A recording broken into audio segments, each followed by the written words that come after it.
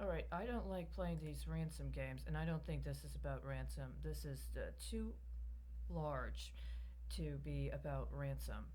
I think this is comparable to what happened in the 80s during Iran Contra, specifically the areas nobody wanted to really talk about, the disappearances, specifically what was going on when there were allegations that the United States was involved in aiding and abetting narco trafficking, or rather, as they called it, drug dealing or drug trafficking with the Contras in order to address an efforts to destabilize the government of the Sandinistas.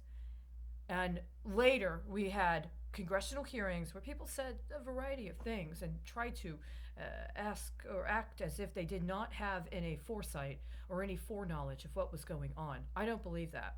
As a matter of fact, if you review congressional records from that time up to and including that time, including legislation regarding interdiction in Central America, and also including information regarding pension reform that was being set up, as well as other matters related to financial changes that were happening in the United States, you can see in effect a pattern or a sequence of events that are outrolling that you can identify as being causal factors that would allow for a misapplication or an abuse of domestic policy in order to aid and abet the kinds of crimes that were explicitly discussed in relation to Iran Contra, but also the ones that were covered up, including the disappearances and the announcements that numerous people that were identified as political dissidents in Central America were kidnapped and were murdered and or just disappeared, i.e., they were taken and they were never heard from again. And to this day, there are still outstanding disappearances connected to that time 30 years ago. And what do we have here? There was a newscast yesterday that had excerpts. As a matter of fact, the news journalists were remarking on it. It seemed weird, as if they were almost concerned about the manner in which Kamala Harris was presenting at this discussion, this public speech she was doing on the migrant crisis. And they showed a number of clips, nearly 10 times. She said the same thing: root causes.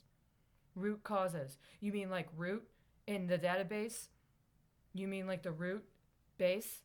And if you knock out the root, then you can knock out anything connected to the root? Why would you do that? Well, are you planning some sort of reset? Are you planning an evacuation akin to the kinds of evacuations that were listed in the Codex connected to alleged evacuations of offices in the World Trade Tower that were on a website associated with the Wall Street Journal for a very specific strategic period of 2018? Yeah, right?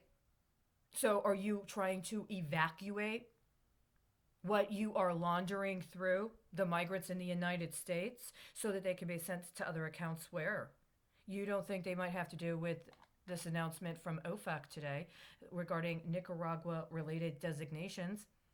There are 4 individuals listed there, 2 of whom have names connected to major brokerages and brokerage firms associated with large scale securities issues. Is that not enough? What happened on May 12th at OFAC? What's it say? Kingpin Act designations and designation removal. So on May 12th, the Office of Foreign Asset Control is updating and altering the Kingpin Act designations. Okay, who are they talking about? 1, 2, 3. 3 people's last names that just so ironically happen to have the same last name as a former Attorney General of the United States, right? No coincidence. Not like Guzman just resigned as the Justice of the Supreme Court, right? Within the last 48 hours that was announced, within the last 72 hours it was announced, Justice Eva Guzman from the Supreme Court of Texas was resigning by the 11th. And you've got 3 Gonzaleses right here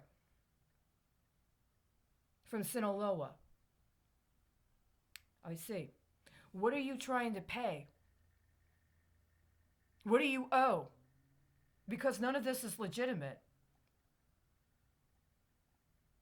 City Plaza. See, this is what gets me upset. City Plaza. And as you well know, Banco Ficosa in Honduras took over all of the city accounts in Nicaragua. You don't think any of those city accounts would have anything to do with the 4 people that were designated on the OFAC list today? Do any of the 4 Nicaragua-related designations have accounts with or through Citigroup in Nicaragua? This is a very serious question right now. You do not have the authority to do this. Nobody does. How many people are not actually dead right now, but have been strategically disappeared so that they can be used as human clearinghouses for large scale acts of money laundering?